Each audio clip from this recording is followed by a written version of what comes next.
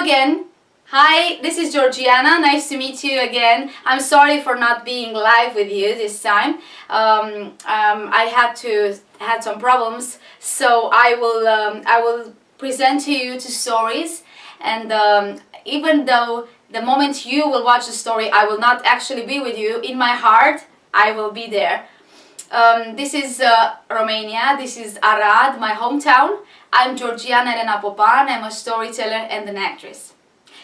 I will tell you first of all a story that I wrote, and then a fairy tale, a classical basm we call it in Romania, which has a lot of to do with traditions and with life, usual life, daily life in the peasants' world in Romania back in the old times.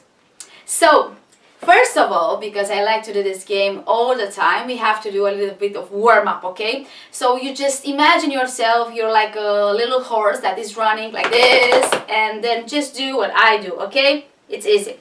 My horse usually has a very funny and silly name. This time it's called Chupi Chupi. And then we can go. Let's do this. Go, go, go, go, go, go, go. And we have to jump whenever I say clap, clap, clap. 1, 2. Okay. And we have to do like a queen.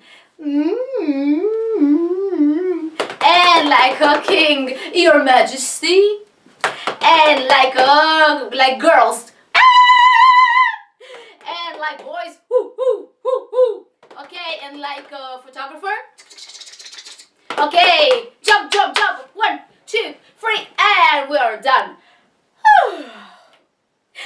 Okay, now you have to do like this, yeah? Make yourself very comfortable in your chair and in your beds or wherever your big bags or wherever you are sitting now.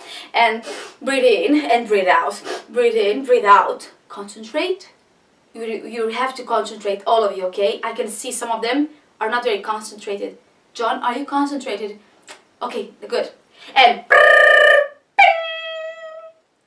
so once upon a time, it was a beautiful, a handsome, very smart, very courageous, very strong prince that lived. He was living with his family in a beautiful kingdom, in a beautiful castle, and he had everything he wanted. Of course, he was about to get the throne in a couple of years, but for now his father, the king, was just watching him to see how he's growing, you know, how his personality is developing, just watching from far. But he was very, very happy with him. And the prince had a lot of friends, and they used to play and fight with swords, you know, but in the evening he would love to go with all his friends, countesses and counts and princes and princesses and all the people that he loved to have around. They all went up in the tallest tower of his castle, and that was his favorite place because that was the wisdom room. Yes, of course, it was the library. And he loved to stay there with his friends and read them stories and novels and poetry, or just sing to them something. And he had all the books a young person needs, with excitement and history and knowledge and the physics and mathematics and scary stories and mysteries and adventures and romance and everything. It was there. And one night, as he was just getting a book from the shelf, something fell down. Some paper or something? He opened it.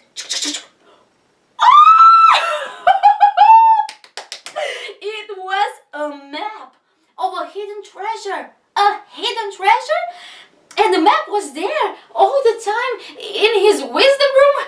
And he gathered all his friends and said, guys, do you want to try this? Do you want to go to find it? It's a very far away land, but we can do it if you want to. I have the map, it's all there. Yes, yes, yes, said all the princesses. We want to go, we want to go. Well, of course, that's going to be very easy for us. We are boys, we can do this. So the next morning, they all embarked on the ship and went towards the very far away island. And it was wonderful to see the sea.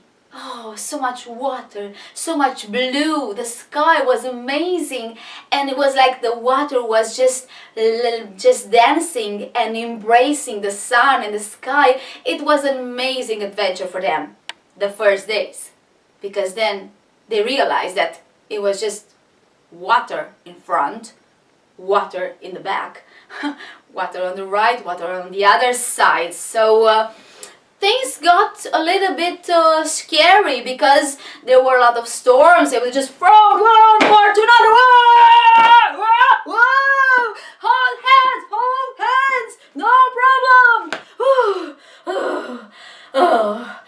Another storm went, and they were safe. But there was just water all over. Water in front, water in the back, water on the right, water on the other side. At one point, a princess, because they all had colored names, she said, Princess Red, I'm sorry, I have no water. Can somebody help me? I'm so thirsty. Yes, of course, said the Prince Brown. There you have my bottle. Sorry. Thank you very much. Oh, you're welcome. So, and they went along. But of course, it was just water around. Water in front, water in the back, water on the right, water on the other side. And then at one point, another prince, this time was a Prince Green, that said, my belly, I'm so hungry. I have nothing to eat. Oh, that's no problem, said Princess Pink. You can have my sandwich. Of course, usually princess have diets to follow, so she wasn't on a diet. It was okay.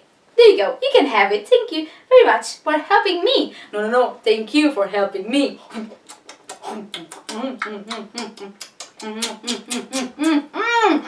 That was so good. Thank you very much. Oh, you're welcome, don't worry. And they went along, but the ship was just floating and floating, and there was just water in front, water in the back, water on the right, water on the other side.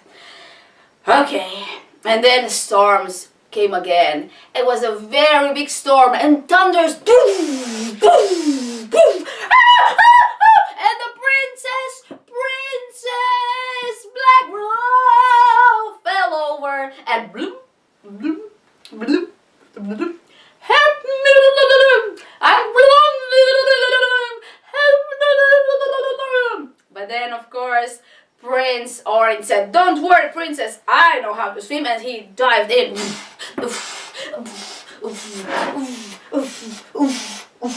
And then grabbed the princess and put her back on the ship. Thank you very much. Thank you very much. Well, don't worry, it's okay. So they went along, but there was just water. Water in front, water in the back, water on the right, water on the other side. And after so many days, after so many weeks of travel, Prince Blue was concerned and started to be very, he was hopeless. And he said, I'm sorry for trying this. I don't think we can go. We can see the island. It's too far. We will never find it. So, I'm sorry. I just want to go back home. But all the other friends said, Prince, we're together. It's not just you. We are all here together. Don't worry. We can do this together. Okay? Okay. Okay, thank you very much. Okay, let's go. Good. So they're all back together with a lot of energy. But there was water in front, water in the back, water on the right, water on the land. Let's go! Fast, fast, fast, fast, fast, fast. Swim, swim, swim, swim, swim. Fast, fast, fast, fast. until they were there. The island was finally at their feet. So he took the map. So we have to do 20 steps of an ant. So, and then 4 steps of an elephant. 1, 2, 3, 4. And 2 steps of a crab. 1, 2, and then 3 times you have to say as a mouse. As a mouse. Kids, kids, kids. And 2 times as a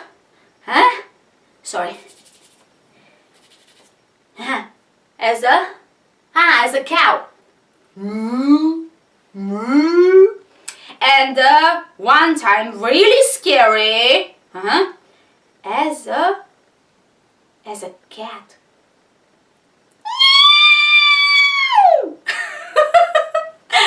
They had a lot of fun with all of it, but oh, it worked. They were in front of a bush, and in the bush was hidden a very old chest. It was there, an old chest. That was the treasure. It was inside. They did it. They finally did it. It was just full of spiders, nets, and a lot of dust. They opened the chest. It was very old.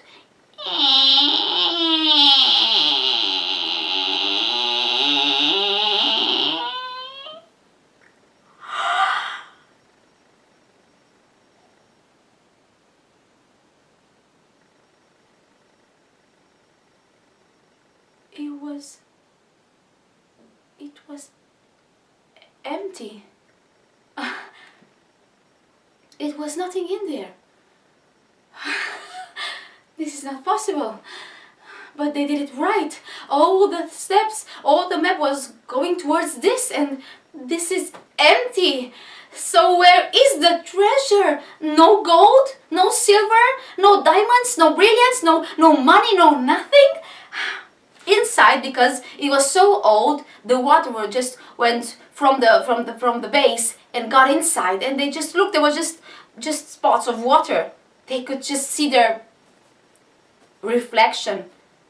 That's it. So they looked inside, could see them, and then disappointed, they went back home. That was too much for them. So many dangers, and then for nothing. The next day, the Prince Blue went to his father and said, "Your Majesty, my father, I'm sorry. I tried to find this treasure and there was nothing there. I'm very disappointed." But the king said, "My son, you found the treasure." Where, father? Was nothing there? Really? I'm telling you, it was nothing there.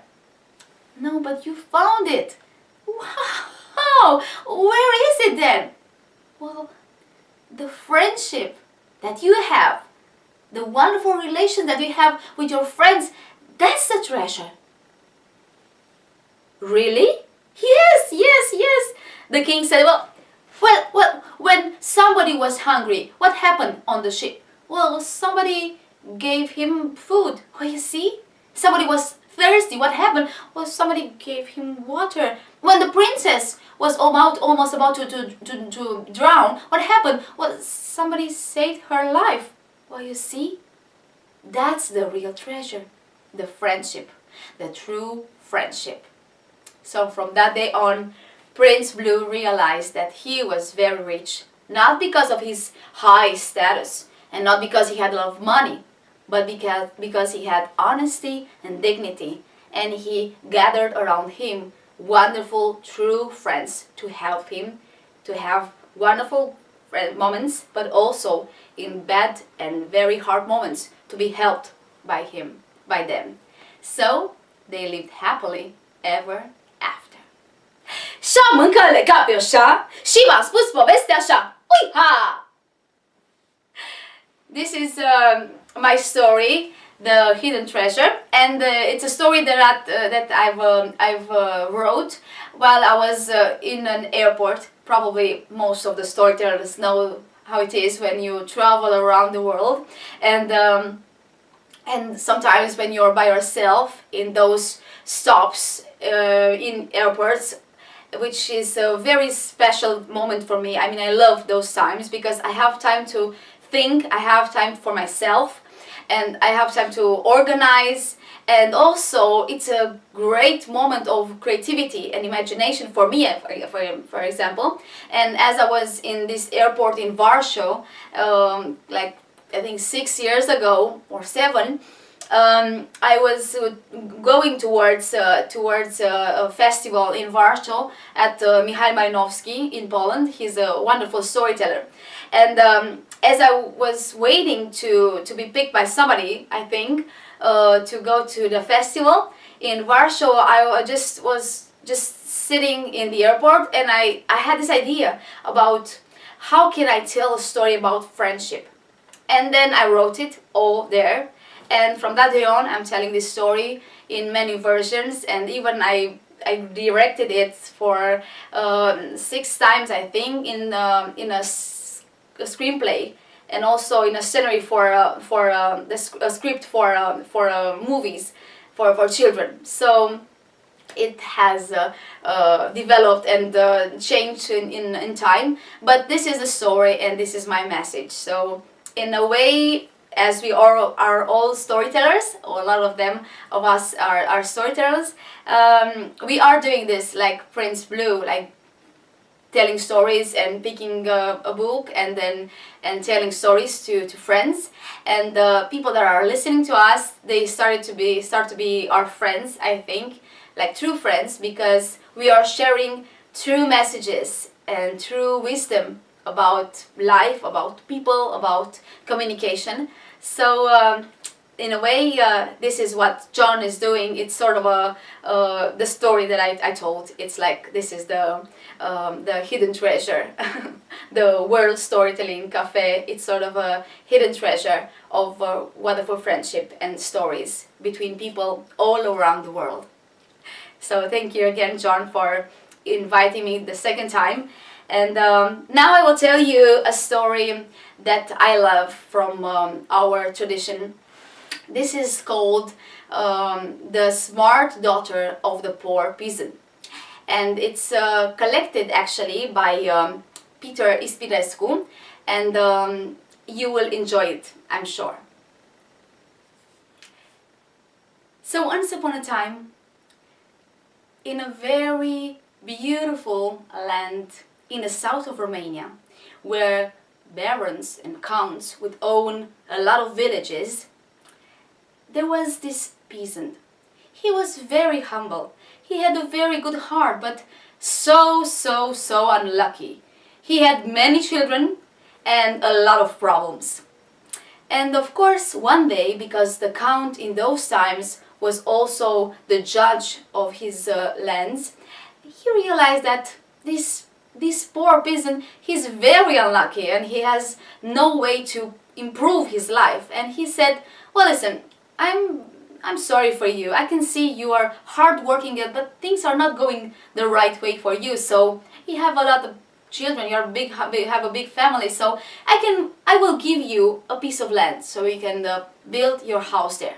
Oh, thank you very much. Thank you very much, Your Highness. Thank you. So he started to build his house. But in order to build a house towards up, then first time you have to dig down, right? To do the foundation. And he did that part, but by the night he forgot to cover it. And next to him it was another peasant that was very rich. He had animals, he had lands, he was very rich. And one of his cows that night went along, and of course she could not see, and she just fell into the hole and died. The next morning the rich peasant said, Oh, because of you, my family will starve because that was the best milk, the best cheese we had from that cow. Go with me now to the judge. You will have to be punished. You have to give me money. I have no money, I'm sorry. No, sorry, no sorry. It's because of you, okay? So now my poor cow is dead. But I'm sorry, I don't have any money. I don't care. Let's go to the judge. So they went in front of the count. And the count realized that the rich peasant had a lot of animals, a lot of cows too. And he realized also that the poor peasant was actually guilty, but he tried to help him somehow. And he said, okay, I will ask you 3 questions, okay? And you have 3 days to think about it, and then come back and tell me the answers. And when you have the right answer, that person is gonna win this trial, okay? This judgment will be in favor of him. Okay, said the rich peasant. I have all the answer, no problem. Yeah, he was not very educated, but also the humble peasant was not educated either. It's just his pure heart that was asking to be very polite, but otherwise he knew nothing. Okay, so they listened to the 3 questions. The first one, said the count, is to tell me, what is the fattest thing in the world? Second, what is the fastest thing in the world? And third, what is the best thing in the world? So they left. Oh, the peasant that was very rich was very, very calm. He had the answers, or he thought. But also, the humble peasant went back home and he was very, very upset.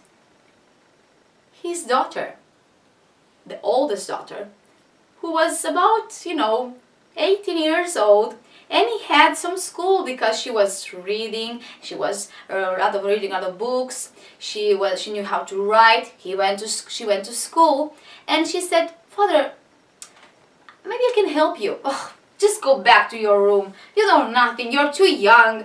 Please." Anyway, you don't have any other version of this answer, so just let me help you. Okay. So he told her the 3 questions. And she said, well, give the count these 3 questions because I think he is a very good heart and very nice person. But you need to tell him this. And she said an answer for all the 3 questions. After the 3 days, the poor peasant and the rich peasant came back to the count. And he said, okay, let's start. So, what is the answer for this? What is the fattest thing in the world? Of course, the rich peasant said, well, that is my pig. I have such a big fat pig. It's the fattest in the world. He has grease like this on him. Very, very big grease. He's really fat. The poor peasant said, I think that the earth is the fattest thing because the earth gives us all the food we need and supports us, people and animals, and gives us cereals and vegetables and fruits and water and everything that we need. So I think the earth is the fattest. You are right, said the count. Okay, what is the fastest thing in the world?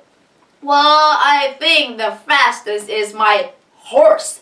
He's so fast that you just blink one time and bing, he's gone.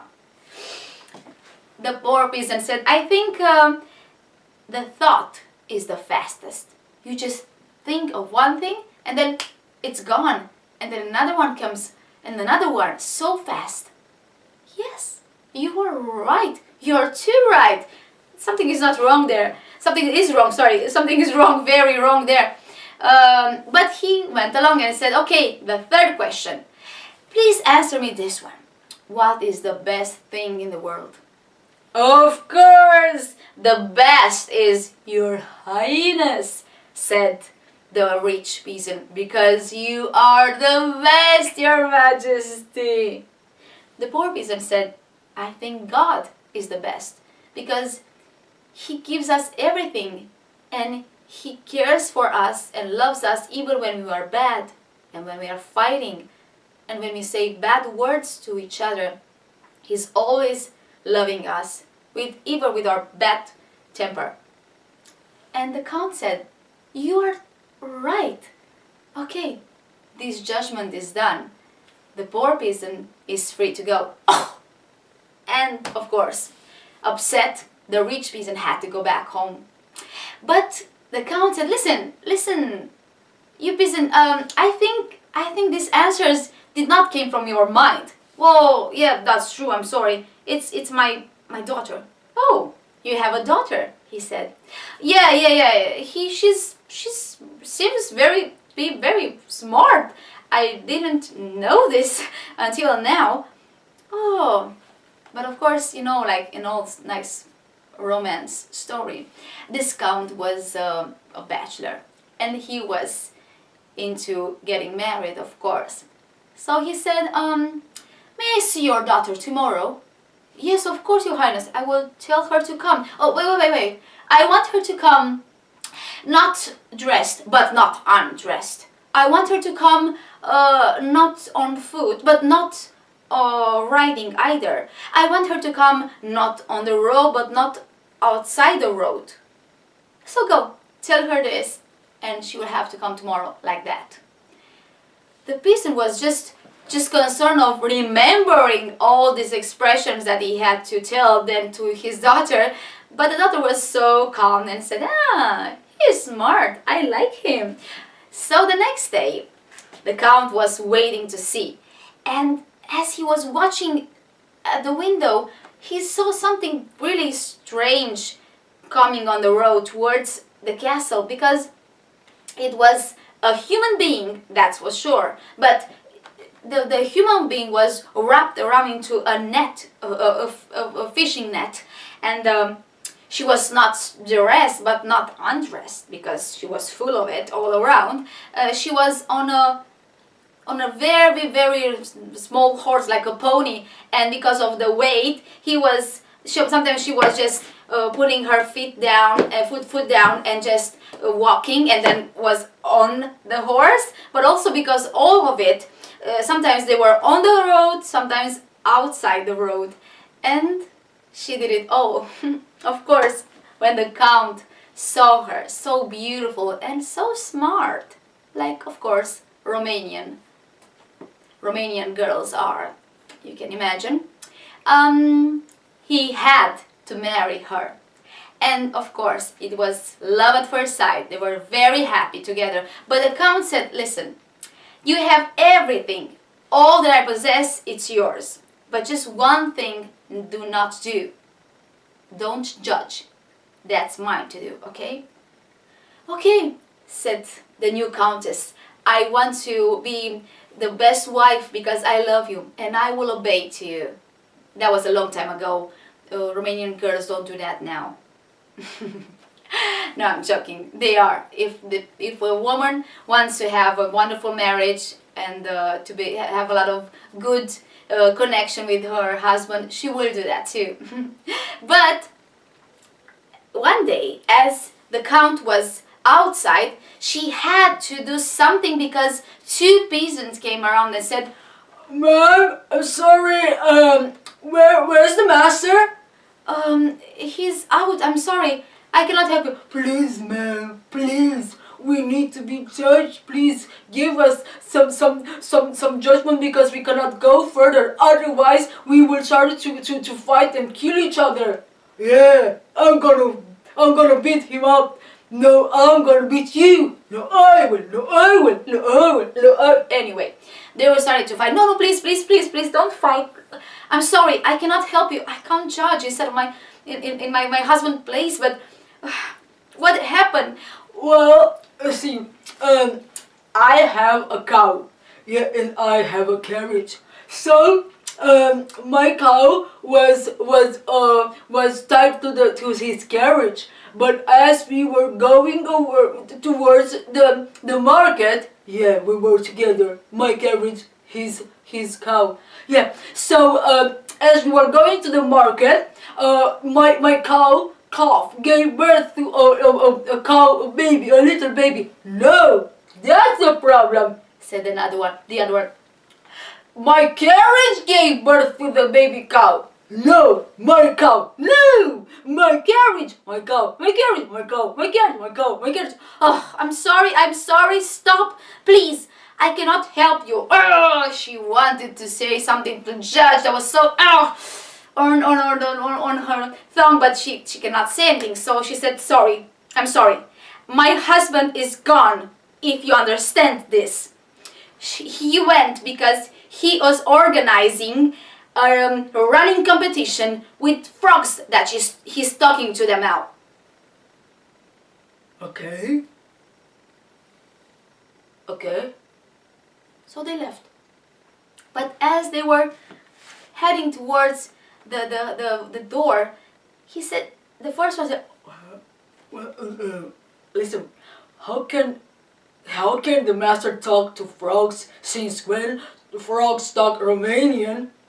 Sorry, these peasants also, as you can see now, they speak in English, but they are bilingual. But anyway, usually they speak only Romanian.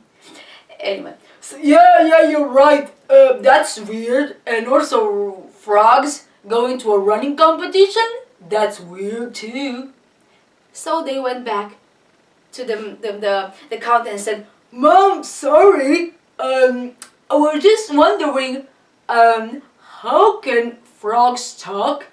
And how can frogs go to a running competition? Well, the countess said, I'm not sure, I don't know actually if they can talk or run, but I'm sure that a carriage cannot give birth to a baby cow. Yeah, you're right. You got us. Yeah. Let's be friends again. Yay! Okay. So the fight was gone and they are all friends again.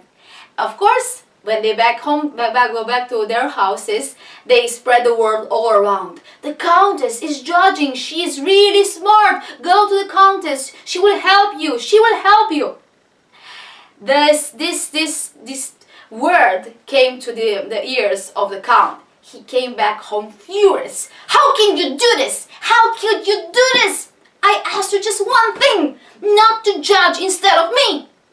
What are you doing? I'm sorry. No, nothing. No sorry. Just get whatever you like from this house and just go. Go back to your house with your father. The countess was very sorry. She tried to not judge, but you could see those peasants were about to kill themselves. Anyway, she said, okay, I will go, my love, but don't call me, my love, please just take whatever you want to and just go. I don't want to see you anymore. And she said, can I just ask you one favor? What? Can we just throw a party? What? The last party, okay? With our friends. And then I will go. Just take whatever I want to and I will go back to my father's house. Okay, said the count. Okay. So they had a wonderful party in the evening. All their friends were there, and the countess, she was always next to the count, and she would pour him some wine and said, please, for the last time, let's drink together. Okay. Cling, cling. But the count drank all the wine, and the countess just a little sip. That's it. And then another one, glass of wine she poured, and he drank it all, and she just a little bit, and then another one, and she a little bit. Of course, the count started to be very, very happy, very loose.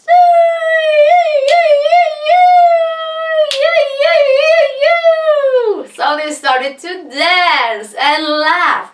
He was very, very happy and sleep. The next morning, he woke up and my head is where am I? what is this traditional Romanian carpet? Where am I now? And oh, and in the same room was his wife, beautiful, waiting to serve him breakfast. What's going on? Where are we? Well, my love, good morning. Well, you said after the party to take whatever I love from the house and go. And what I love from the house is you. So he realized he had a too smart wife. So they had to do everything together, even to judge together. And they lived happily ever after, singing like this. Bage pălărie nouă, șai-di-da-di-da-di-da. Tu mi-ai rupt inima-n două, șai-di-da-di-da-di-da. Tu mi-ai rupt-o, tu mi-o cosă, cu fir roșu de mătasă, șai-di-da, dai-di-da-di-dam, șai-di-da-di-da-di-dam. Bage om de omenie, șai-di-da-di-da-di-dam. Dar sărutul nu-l prea știe, șai-di-da-di-da-di-dam. Eu sărut, el nu mai pot, dar el prostul uită tot, șai-di-dam, dai-di-da-di-dam, șai-di-da-di-da-di-dam. Eu sărut, el nu mai pot, dar el prostul uită tot, șai-di-dam, dai-di-da-di-dam, șai-di-da-di-da-di-dam. Și-am încălecat pe oșa și v-am spus povestea așa, uiha! Thank you very much for being with me this evening. I hope you have enjoyed my stories. I'm sorry if any of these words translated into English were not the right ones, but I will send you all my energy and love to these stories, and I hope it has arrived to you. So have a wonderful evening and see you next time. Bye. Thank you, John. Did you enjoy that storyteller? Of course you did. And if you enjoyed it, like the minstrels of old, we're passing around the hat. And if you have some, whether it's paper or coin,